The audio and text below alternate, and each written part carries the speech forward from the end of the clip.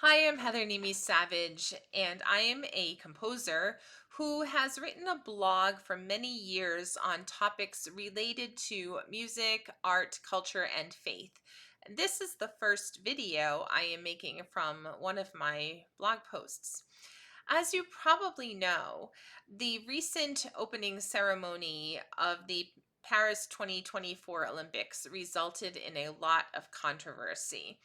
I decided to share my thoughts as someone who has a background of years of studying music and art history, and has spent a lot of time in contemporary art spaces.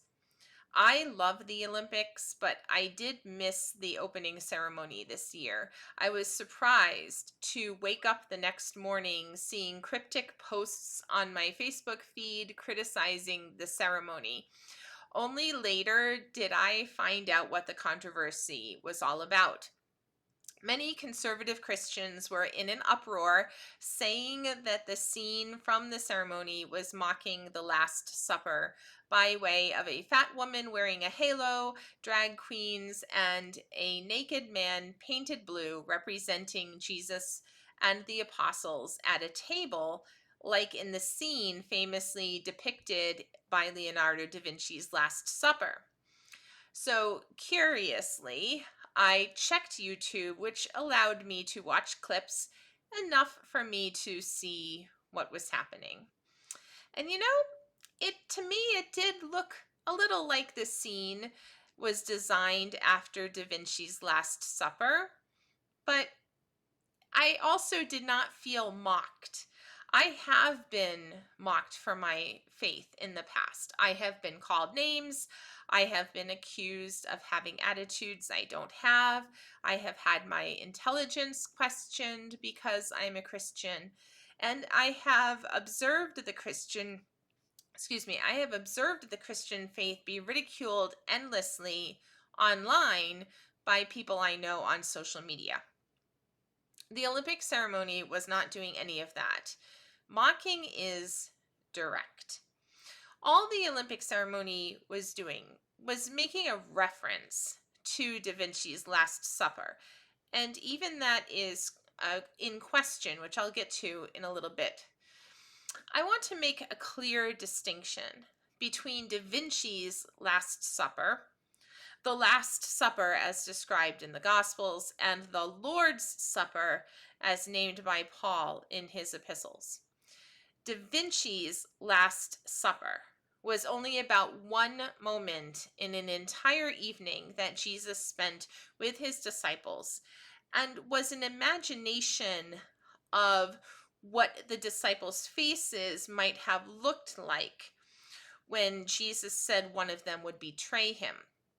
The actual Last Supper, as described in the four Gospels, involved a great deal more, including Jesus' washing of the disciples' feet and a great deal of teaching.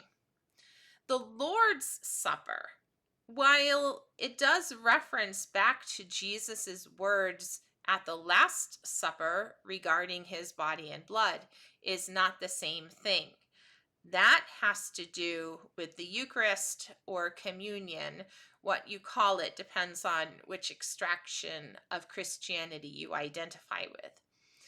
Equating Da Vinci's Last Supper, the painting, with the Lord's Supper, which is at the root of a lot of the fuss, does not even make sense, because Da Vinci's painting portrays a moment of betrayal, while the Lord's Supper celebrates the believer's union with God through Christ. The 2024 Olympic opening ceremony did not mock the actual Last Supper, and it made no comment at all on the Lord's Supper. The 2024 Olympic opening ceremony only referenced Da Vinci's painting, and this should not be extrapolated by anyone to be an attack on Christianity itself. Da Vinci's painting is not sacred. It is only about something sacred. The form is up for grabs soundly in the public domain. The form of the painting is what made it so genius in the first place. Da Vinci figured out how to show all 12 disciples around the table with Jesus without one having his back to the viewer. The form is what has been copied and changed and parodied over time. Many people have referenced this painting, and in the 20th century, it even became a meme. I'm going to link to a blog in the description below this video to a web page where you can find many references to parodies of Da Vinci's Last Supper. You will see parodies involving Darth Vader and his followers, cartoon characters led by Bugs Bunny, and even a My Little Pony theme. Particularly striking, given the popularity of the TV show, is the pic of the cast of The Sopranos arranged in the same way.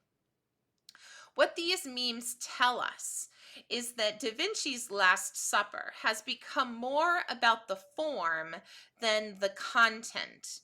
Yes, Da Vinci painted a scene of Jesus and his disciples, but the form of his painting has taken on a broader cultural meaning related to leader and followers. In each of the scenes on that website, the viewer is told who the characters are and who the leader is.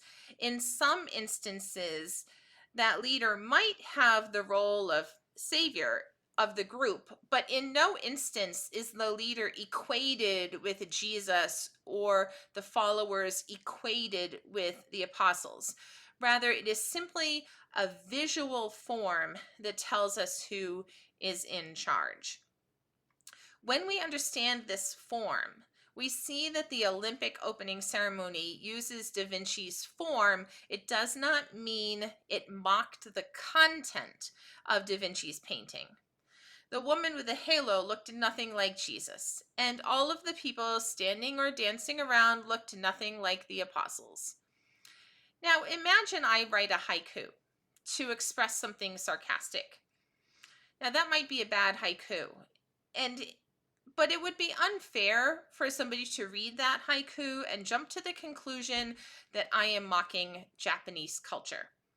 My bad haiku might just be a bad haiku, and it might be in bad taste, but the form I use is separate from the content I insert into it. Using a form, even badly, does not equal mocking. Form is not content. My example isn't even a good one because a haiku is specific to the whole of Japanese culture, while Da Vinci's Last Supper is specific to Da Vinci. When we make art and let it out into the world, it takes on a life of its own.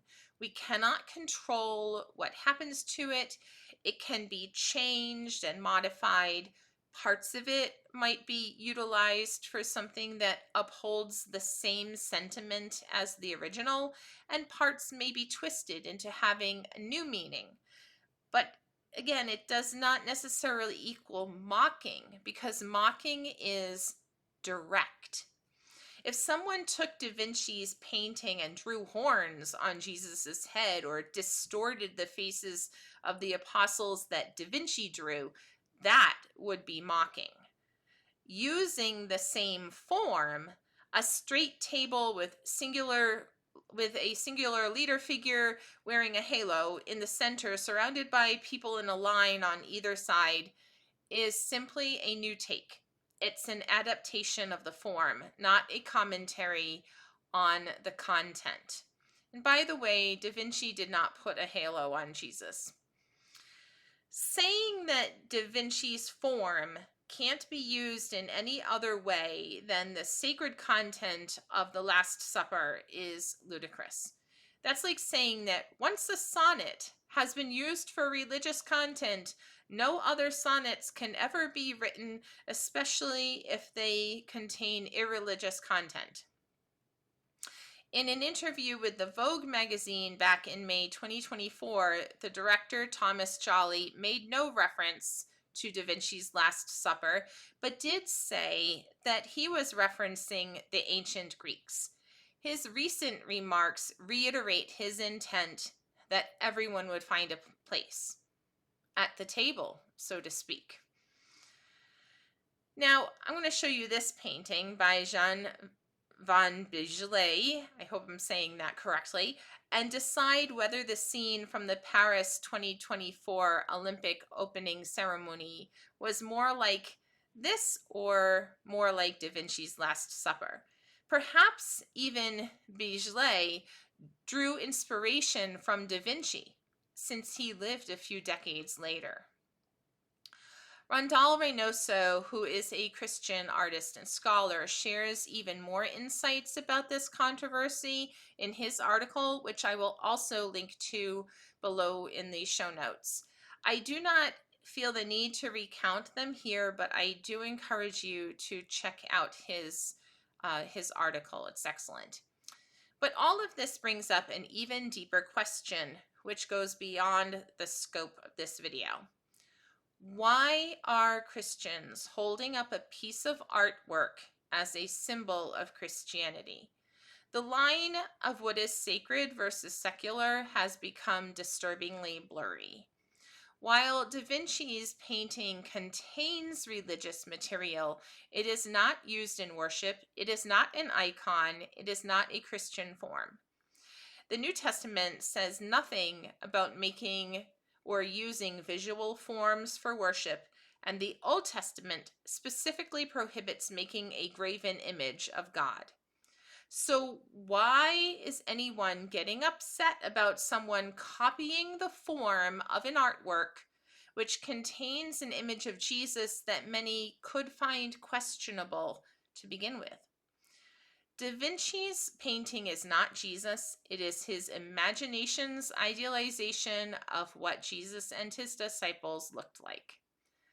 You can say that you didn't like the content of the opening ceremony. You can say you didn't think it was well done. You can say you were disturbed by some of the content, or that it wasn't family friendly, or that it was unworthy of the Olympics. You can think anything you want about all of that, but don't claim it was mocking Christianity because it used a form inspired by a famous piece of artwork which originally contained religious content. It's time to separate form from content. Thanks for watching.